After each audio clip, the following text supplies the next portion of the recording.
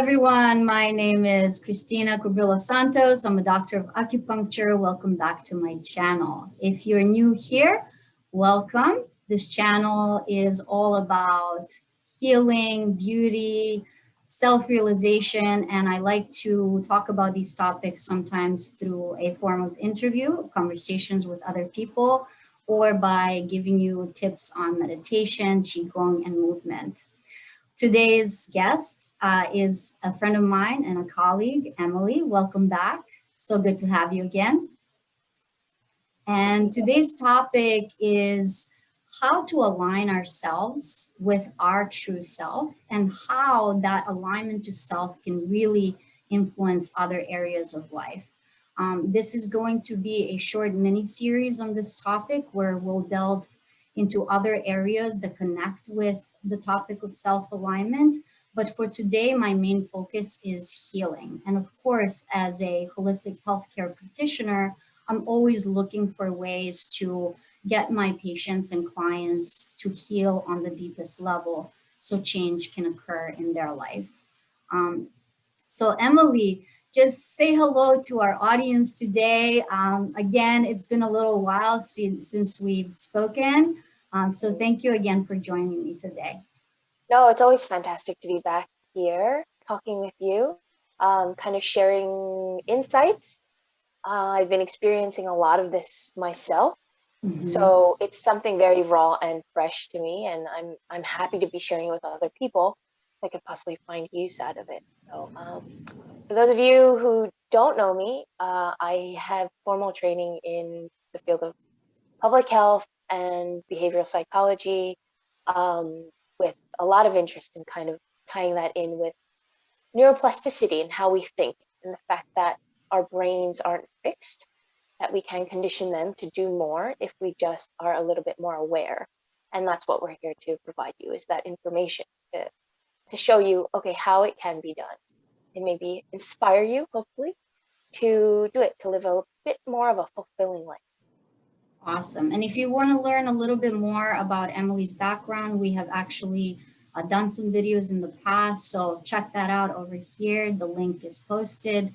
And so when we talk about self-alignment, I kind of want to get your take on it. And of course, I'll give my take from a Chinese medical perspective because that is my background.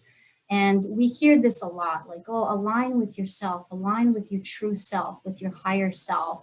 But what does that actually mean? And how can that alignment with self help us in our healing journey, maybe even in our personal relationships and other areas of life?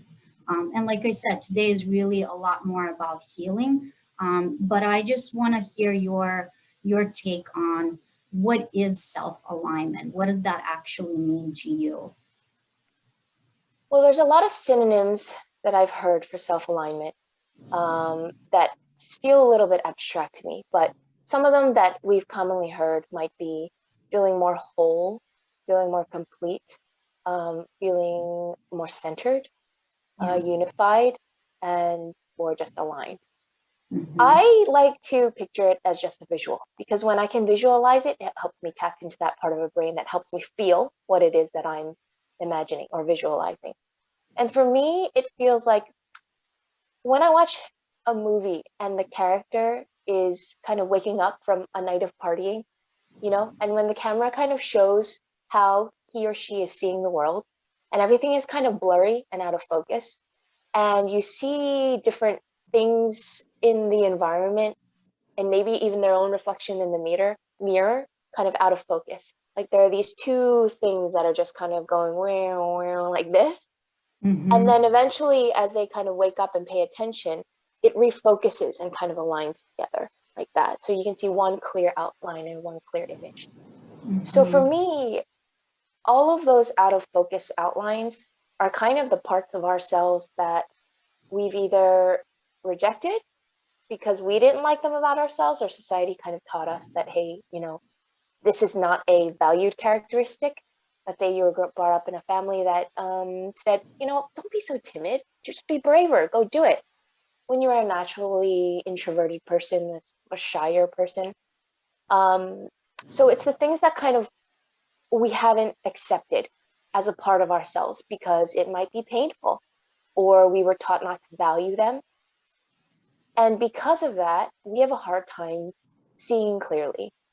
Except in the world of self-alignment, it's not about seeing clearly, you start feeling clarity. Mm. So for me, it's getting all of those different outlines that are kind of just dancing around in focus with each other, so that you become this one person that you know, all like the entire spectrum of yourself. And I think that's important when it comes to healing and living a more fulfilling life from personal experience, because I felt like once I was able to come to terms with who I was, and it doesn't have to stay that way, but once I was able to come to terms with who I was at that moment, then I could start learning, okay, what parts do I want to heal? What parts do I want to change? What parts do I want to grow or embrace more? I think I could do that, but you need to have a clear focus, so to speak, in order to do that. And so when those things come into focus, you can better align with the goals that you want to do, whether that is healing or going out for some sort of success or whatever it is, being the person you really want to be. So it's stepping into the hologram of who you really want to be. Yeah, and it's interesting that you said that hologram, right? Can you expand a little bit on that idea? Because we do talk about those concepts even in Chinese medicine. Like when we look at the body as a whole, we can project certain body images onto other body parts as a holographic image. So if you have pain in your hand and in your wrist, we can Mm-hmm. actually treat the opposite foot and the ankle as a holographic image, to treat it so we don't have to go directly into the area of pain, because it can currently be very painful. So you don't want to put needles in those spaces. I know what you said is a little bit different, but that idea of a hologram and kind of mapping ourselves is very interesting to me. Can you expand a little bit about on that? Sure. Basically, the idea of a hologram is the fact that humans have a very special ability that animals don't have. We have a prefrontal cortex right here that allows us to imagine things. And that's why we can think about our future. And that's why we can imagine scenarios that don't necessarily exist. If we were to tap into that ability, you can also imagine the person that you want to be. So it's kind of embodying the thing or the image, that creating an image of what you want before actually having it in hand. And that requires a little bit of discipline, in the sense that we're used to only believing things that are real. We can taste it, touch it, smell it, hear it, see it. Yeah. And that's not necessarily true. It's out there, and it might take time for us to reach it, to actually sense it with our physical senses. But it doesn't mean that we're not that yet. So a hologram is just a way to help people visualize a projection of where they want to be, whether it's a more healed person, whether it's success, whether it's somebody that feels more confident, whatever it is that you want, you can envision it as a hologram, and then do the work that it takes for your physical body, your physical existence, to step right into that mold, Right. right? And that's very powerful, because if we don't have a projection of where we're trying to get to or who we're trying to be, then your body has no guidance. You have no guidance of where you're going or what you want to step into, really. So in healing, how that translates is that, just like you said, when we can visualize the parts of our body, maybe healing is, like you said, is taking place in the ankle. If you can visualize your ankle, visualize the bone, the muscles, the nerve, without having a perfect picture, but just having a general sketch, so to speak, of what it's like down there, by virtue of just simply picturing that, the focus of your attention in your brain goes to that area. It centers and it hones in into that area. So a lot of the healing can take place because now your attention is actually on it. And that's what people mean when people say what you focus your attention on expands. It doesn't mean necessarily that it'll grow or expand always, but what you focus your attention on is the point that is now captivating all of your energy. And if your goal is to heal that part of you, then that's where your energy will start heading. So it's a kind of a visualization technique to get your brain primed to be in the right spot. It's really hard to do that without that guidance. Absolutely. And I like that you said prime your brain, because we have to rewire our nervous system in order for changes to occur in our physical body. If you haven't seen our video where we talk about different brain waves and states of mind, check out that video up here.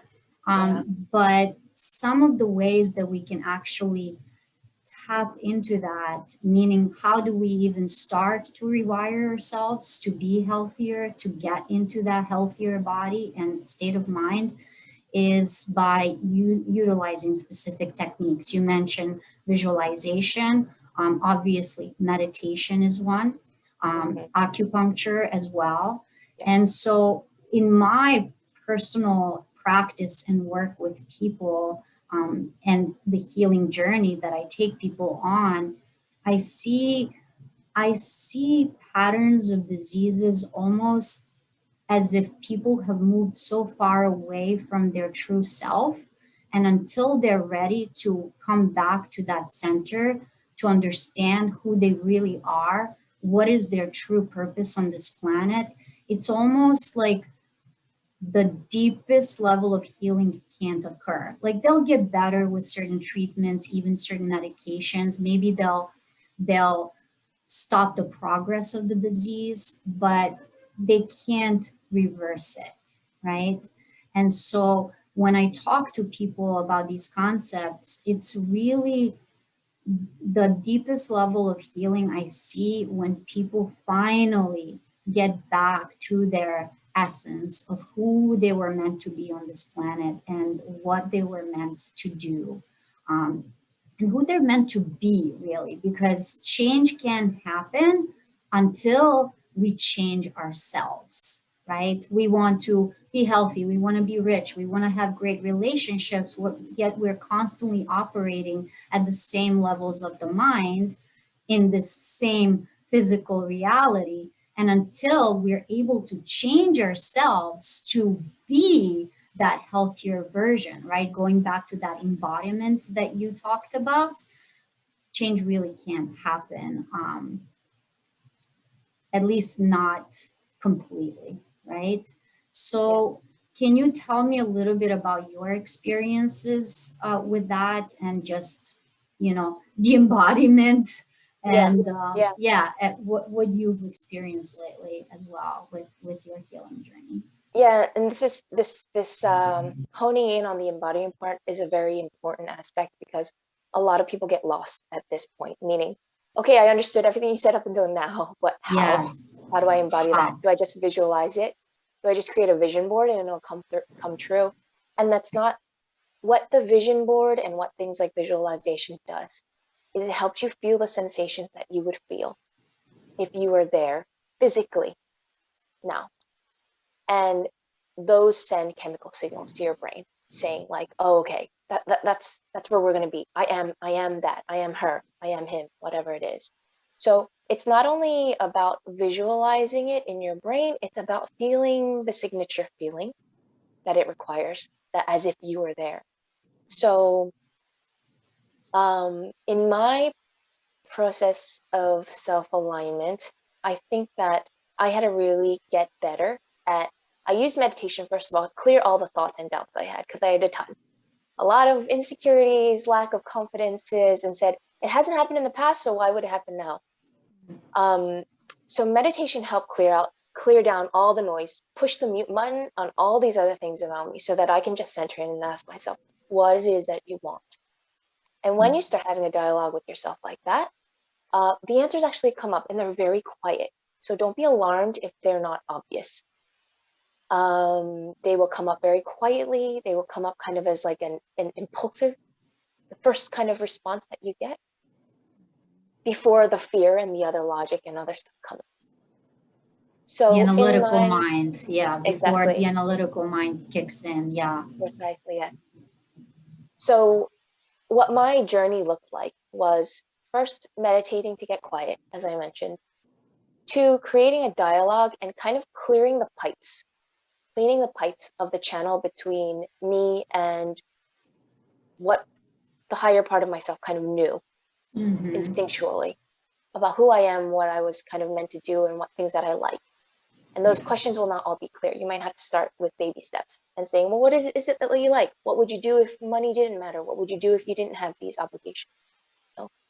So it's establishing that communication. And once that communication became much clearer to me, a lot of things started coming up too.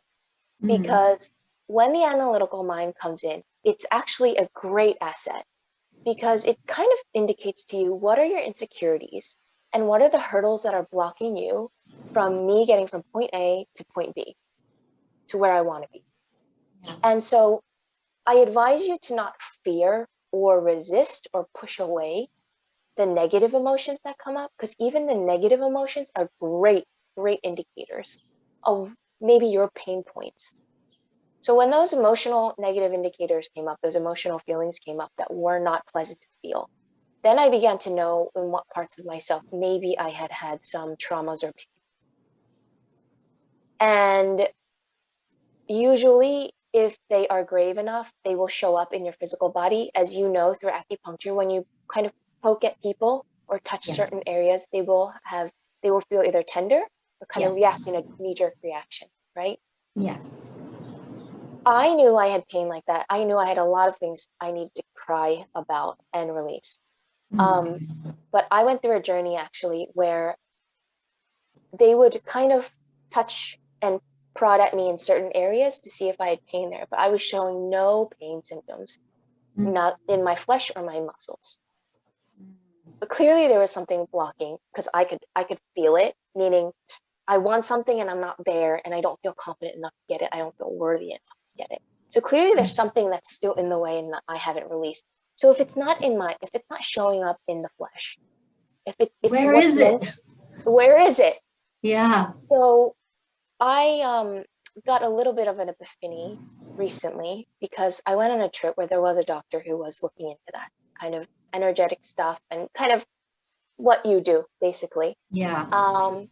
And I remember during the time that I experienced the most trauma, I became so enraged and angry and hateful of myself that I took that rage out on myself, because I felt unworthy and I felt I was the reason. Like, it was kind of like beating your body and saying, why can't you do it? Why can't you just go ahead and do it? Yeah. And because I used sports, because I was always an athlete. And so that was the most likely tool for me to start not just using, but abusing. So I got to a point where I was very, very thin, I had no flesh on me, meaning I had no fat. A lot of my muscles had deteriorated, but I didn't care. I was really angry and I just needed to get it out. And you so, used running, right? Running was kind of like your yeah, escape to I, cope with I, that. exactly. I had been in track, and I had been a marathon runner. So that was my way of feeling free, yes, but I was doing it to a point where it was also getting my anger out, not just out, but redirected towards me. Right. So when I lost all of that weight and fat, literally, I didn't have any energy either. So I could kind of feel my sense of life, my spirit, my soul kind of dying too. I Wow. didn't want to connect with anyone. It's what you would call chi, basically. Yeah. Yeah. And so where my trauma ended up getting stored, because there was no flesh or body in which to store it in, the theory was that it got absorbed into the bone. To the level of the bone. Yeah. We talked about those concepts in Chinese medicine as well. Yeah, Yeah. That's yeah. awesome. Yeah. And the doctor said to me, I've heard about people like you, but this is the first time I'm actually meeting somebody who has this, because I poke you and prod you anywhere and you don't have a reaction to anything. It doesn't cause you pain. You do it. And it makes sense, because now at that time I didn't have any flesh to store it in. So for me, it went in a layer deeper into the bone. And there's craniosacral doctors, apparently. I still have to look into that, but there's craniosacral doctors that usually know how to release stuff from the bone. There are books written out there that does talk about trauma that's so deeply stored that it's gotten absorbed into the bone. Yeah. And if you can believe the concept that trauma gets stored in your emotional body, in your body parts, um, because hey, when you're stressed and when you're angry for a long period of time, that releases hormones, and that's getting absorbed by everything physically. It's releasing hormones. Yeah. Then it's not a far step away to also be able to believe that if there is no flesh in which you can store that, then the only place to go is the bones. Yeah, yeah, I can relate that again to the Chinese medical concept of we have different levels and layers of energy and qi. So we have the outer layer of qi, the wei qi, the most superficial, which is also our immune response, right? Our defense from the external elements like the wind and the cold and the, extreme heat and dampness. Then we have the level of the blood, right, which is stored in the muscles and the tendons and the joints. And then we have the deepest layer, which is the level of the Jing essence, which is stored in our kidneys, but it is the level of the bone. Kidneys relate to the bone in Chinese medicine. So when we talk about injuries or traumas, we look at those layers and we have to understand where is our patient holding these traumas and these diseases, right? Because if we're treating the most superficial layer, maybe we'll help them to an extent, but they're not going to get better completely. If we Right. tap into the level of the blood, again, we can help them, but if their trauma or if their disease is at the level of the bone, we have to tap into that deepest layer. And that takes also the longest, right? Because it Yeah. takes a certain amount of time for the energy to change its pathway. So by inserting needles into specific points in the body, we affect the nervous system and change the nervous system will send signals to the body, and it also release specific chemicals. So our parasympathetic nervous system is engaged, so we can finally get to that place of relaxation, that rest and digest mode, which is conducive to healing. If we're constantly overcharged, go, go, go, go, go mode, and we talked about these concepts in some of our other videos, the body can't completely heal because we can't tap into other states like the alpha level of the brain wave, which is conducive to healing, right? Definitely. Yeah. So it's really awesome to hear your actual experience with that, but from a different perspective. Yeah, and I'll tell you, if anyone listening to this is finding this hard to grasp or kind of believe, I mean, I was right there with you. Like, I'm a very pragmatic, logical, science-based person. That's my background. So to be experiencing a lot of this, it took a lot for me to swallow, Yeah. and I will just say that only in the process of living it did I start to kind of believe, oh, okay, wow, I do feel like a different person. Because actually, when I did let go of a lot of this emotional trauma, I started becoming a different person. I started reacting differently in scenarios where I knew I should have been triggered. I was like, wow, I didn't. Was that just me? Like that kind of reaction. So in this journey of self-alignment, anytime you feel kind of a hesitation or skepticism about all this thing, you're not alone, because words don't teach. Meaning what other people tell you don't teach, your life experience does. Meaning you have to live through it in order to say, oh, okay, now I feel different. Because no matter how, and other people's words are just kind of a guidance. They're just kind of guardrails to kind of say, hey, this is what you can expect. But your experience of it is, I think, what truly makes you a believer that, like, wow, there's a lot of things I can't see, but are happening, even though the naked eye can't see it. And as Absolutely. you get more in tune with your feeling, the self-alignment aspect we spoke about, that will become much clearer. Yeah. And that feeling I think is very important to note. because I ask people all the time, okay, what are your beliefs? You know, some people believe in God, some people, you know, believe in the power of prayer. And I say, okay, well, are these things working for you? Because your health is still on decline, right? You have these practices, but is it working for you? And they're like, well, not really. I'm not seeing change. So the difference in actually doing the practices by feeling as if you already have attained that is the difference between just doing empty rituals. You could do all the affirmations daily, writing the scripts of your life, you know, praying to God if that's what you believe in. But if it's just an empty ritual, like I said, there is no change. You have to embody it, feel as though your body is already healthy. However, Yeah, that's really difficult when you've been in a state of this ease for many, many years. That's why healing journeys can sometimes take years, right? Um, but yeah, I feel like really the key is that feeling, that embodiment, that invocation. However, again, going back to having to rewire your brain and be in a certain state of mind in order to be able to do that, right? Because on this just conscious level, writing stuff down, it's not going to change the energy around it. It's kind of like when you feel horrible, right? You have a bad day and your energy levels, we all know how that feels. You just feel like down, you can't do anything. But then you talk to a friend, they stimulate you, they give you energy, and you're like, oh my God, my whole day already changed just by having a conversation. So it's similar to that. We can actually train ourselves to invoke those feelings, to embody it, exactly. right? In order for change to occur. And and that's so important. And I just want to add to that that the reason that the feeling is so utmost like of utmost importance is because it's the only sensation.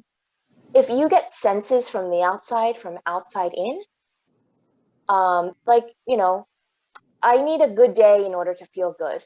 I need it to stop raining for me to feel good. If your mood, if your feeling good is conditional upon other things, you will always be dependent on that. You are going to be the puppet to that, right? So you Exactly. can use them to help you, of course. Good music, good food, good company to help you feel good. But ultimately, you can just use those as primers Yes. to help trigger the feeling inside and tap into, because feeling it is the only signature sensation that's producing from within and emanating out. Yes. Everything else, you're dependent on these conditions that you have to receive from outside in. And once they disappear, then you kind of die with it, type of thing. Your mood dies with it.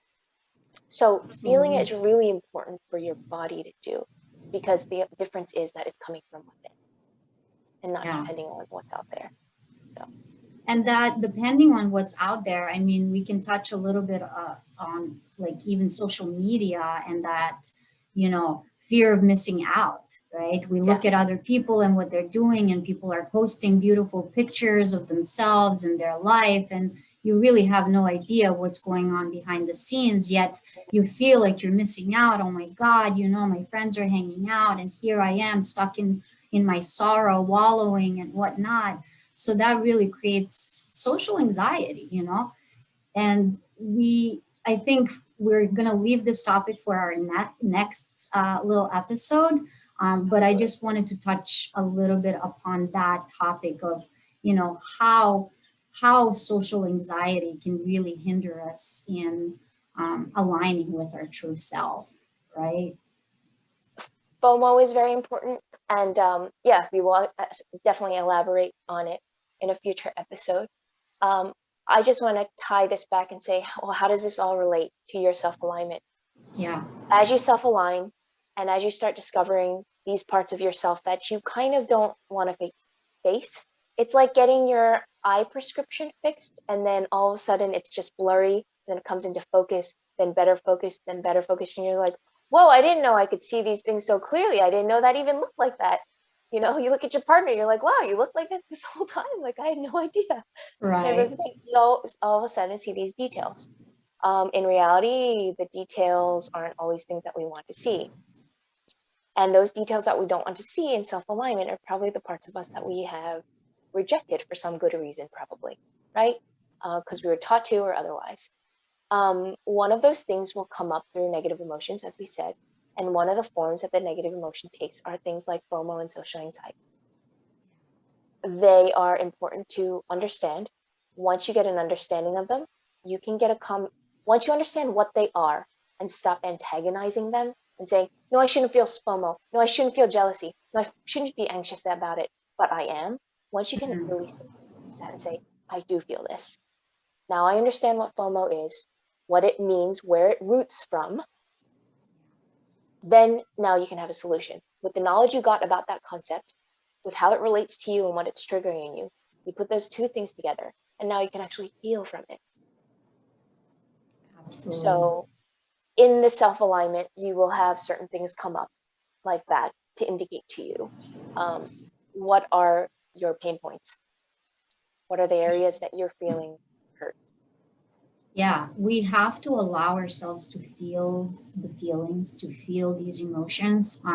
Another Chinese medical concept is the suppression and repression of our emotions. And when we do that, again, going back to the different layers of body tissues, most of our suppressed emotions linger in that level of the blood, right? So they go to the muscles and the joints. And that's where I work a lot with people because majority of people they know acupuncture works on for body pains, body aches, right?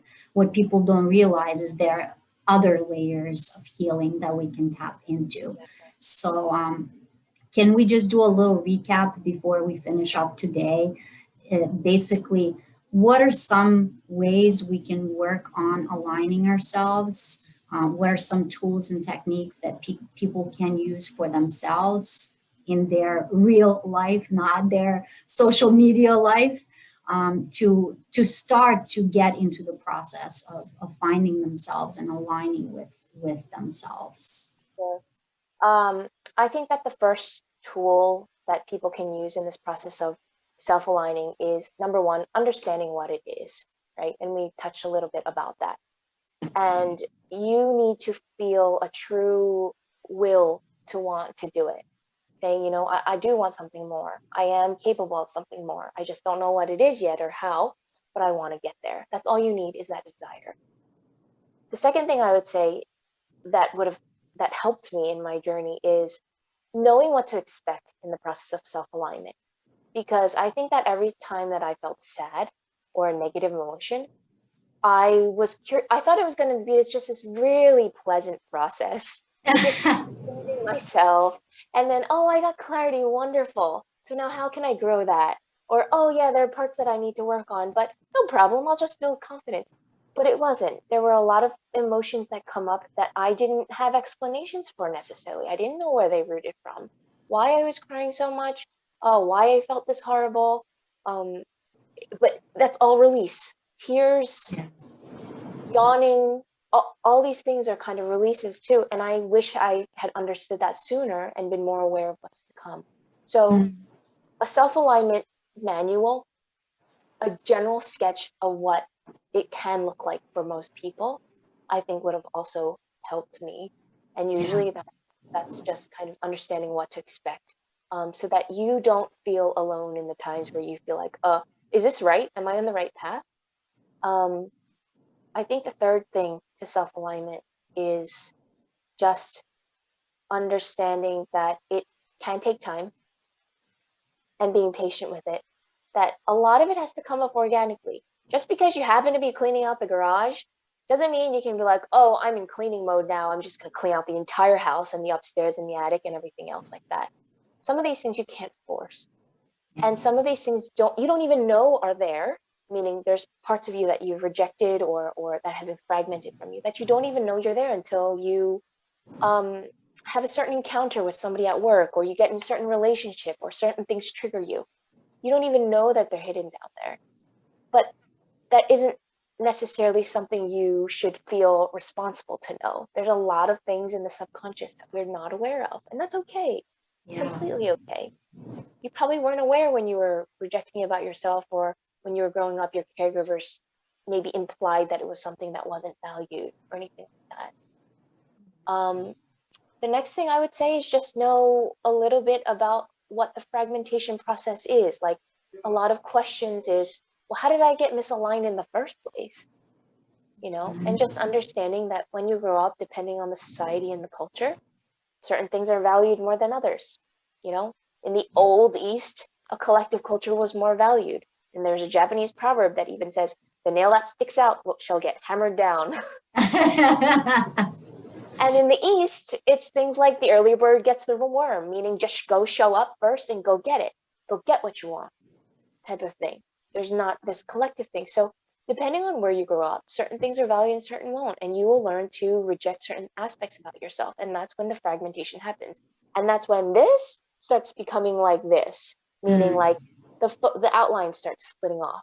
And now there's multiple ones of them behind each other. So just, I think understanding these concepts while going through them just made me feel a little secure. Like my hand was being held. Like, oh, okay, this is happening and it's really unpleasant, but I know this is just part of the process. Okay, now we can proceed forward. Help me stop being resistant. It helped me stop thrashing to swim against the current. And the minute that I could stop being resistant and flow with the current is when all the changes started happening at exponential levels. And again, my words won't teach. Your life experience will do it. So if you have nothing to lose and it's something you want, what do you have to lose in becoming a better person? If you don't like where you're stuck, any move in any direction is going to serve you. And that's where meditation practice can also come in handy, because like you said, it can help you clear all this excess clutter that's constantly flooding us from all directions. And again, the process of meditation is not easy in the beginning either, but just like anything else, you have to try different styles, see what works for you, really experience it, embody it, in order to understand these processes and change yourself so you can reach that self-alignment. Yeah. Because your journey will be different than everyone else's. We have the Absolutely. same maybe general outline, but it will be specific. So you need to rely on your guidance. And that's establishing communication with yourself and what you really do know. Exactly. Because I teach similar principles to obviously different students and patients and clients, and everyone has a different experience. But I tell them, I can teach you all day long, but you actually have to practice this, because we can work for years together, but if I'm just talking and you're not doing the work, I can't be in your body experiencing it for you. Right. So absolutely. Emily, so good to have you again. It's always a pleasure hearing your insights. So we're definitely going to do the next episode. Tune in to that. And if you have any questions, any comments, please put it below. We're always happy to discuss further with people. You can find us on social media as well. I'll post those links in the description box. And as always, please like and subscribe so I can continue to bring you this content and more valuable insights. And we'll see you again soon.